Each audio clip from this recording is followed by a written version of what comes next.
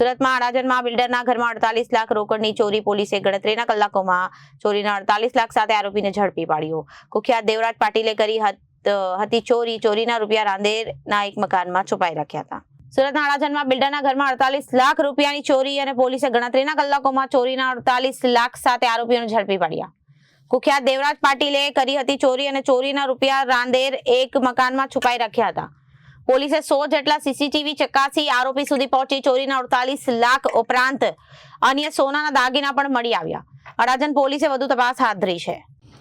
તારીખ 18/5/2026ના રોજ Adajan police station વિસ્તારમાં આવેલ પરશુરામ ગાર્ડન પાસેના સેતુ વિલા બંગલામાં 48 લાખ જેટલી માતબર રકમની ઘરફોડ ચોરી થયેલ હોવાની ઘટના બનેલી. ઘટનાની જાણ થતાં અડાજણ તેમજ સુરત શહેર ક્રાઇમ બ્રાન્ચ સહિતના ઝોન 5 વિસ્તારના તમામ ઉચ્ચ અધિકારીઓ સાથેની ટીમો સ્થળ પર પહોંચી ગયેલ. ગુનાની જે ઘટના બનેલ તે ડિટેક્ટ કરવા માટે અલગ અલગ ટીમો બનાવવામાં આવેલી, જેમાં અડાજણ પોલીસની વિવિધ ટીમો આ ગુનો ઉકેલવાની દિશામાં કાર્યરત થયેલ. 100થી વધુ સીસીટીવી ફૂટેજ ચેક કરતાં ઘરફોડ ચોરી કરનાર આરોપીના વાહનની ઓળખ પ્રસ્થાપિત થયેલ, જેના આધારે આરોપી સુધી પહોંચવા માટે વિવિધ કામગીરી હ્યુમન ઇન્ટેલિજન્સ તેમજ ટેકનિકલ ઇન્ટેલિજન્સના આધારે કામગીરી શરૂ કરવામાં આવેલી. શરૂઆતમાં ગુનો કર્યા બાદ આરોપી મુંબઈ તરફ ભાગી ગયેલ હોવાની હકીકત જણાયેલ, જેના આધારે પોલીસની એક ટીમ મુંબઈ તરફ રવાના થયેલ. આ દરમિયાન જે ચોરીમાં લેવામાં આવેલા રૂપિયા જે આરોપીએ સુરત ખાતે જ એક ખંડેર મકાનમાં છુપાવીને નાસી ગયેલ. જે પૈસા લેવા માટે આરોપી પરત સુરત ખાતે આવેલો અને આરોપીનું પગેરું મેળવી પુણા વિસ્તારમાં આવેલ સહારા દરવાજા પાસેથી આરોપીની અટકાયત કરવામાં આવેલી. આરોપીની પ્રાથમિક પૂછપરછ દરમિયાન આરોપી પાસેથી તેની તપાસ કરતાં 4 લાખ રૂપિયા જેટલી રકમ તેની પાસેથી મળી આવેલ.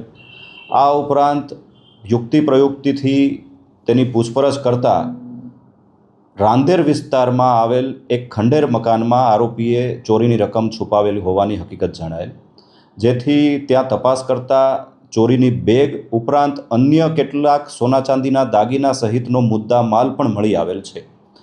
જે બાબતની આગળની પૂછપરછ ચાલુ છે.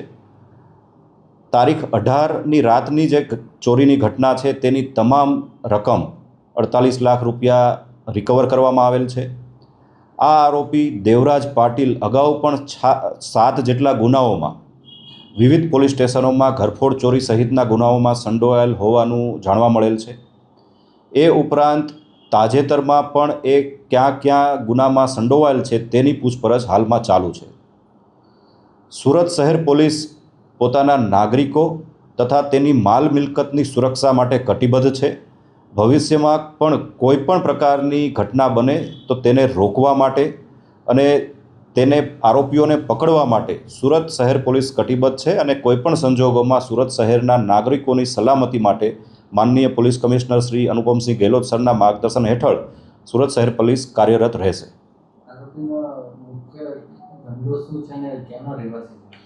આરોપી દેવરાજ પાટીલ ભૂતકાળમાં સુરતના ગોડાદરા વિસ્તારમાં રહેતો, હાલમાં તે જેપી ચોક કૈલાસનગર નાનપુરા ખાતે રહેતો હોવાની હકીકત જણાયેલ છે.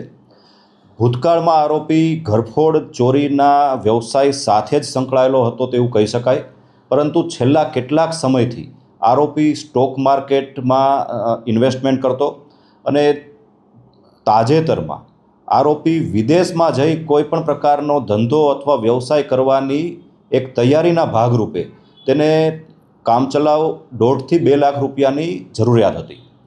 આ રૂપિયા ભેગા કરવા માટે જ જે તેનો જૂનો વ્યવસાય છે એટલે કે ચોરી, તે અનુસંધાને રેકી કરવામાં આવેલી અને જે સ્થળ પર ચોરી કરવામાં આવેલી તેની આસપાસના સ્થળ પર એ જ રાત્રિ દરમિયાન આરોપીએ પ્રયત્ન કરેલો, પરંતુ મકાનો બંધ હોય અથવા ગ્રીલ જાળી રાખેલી હોય જેથી આરોપી ત્યાં ચોરી કરવામાં સફળ થઈ શકેલ નહીં.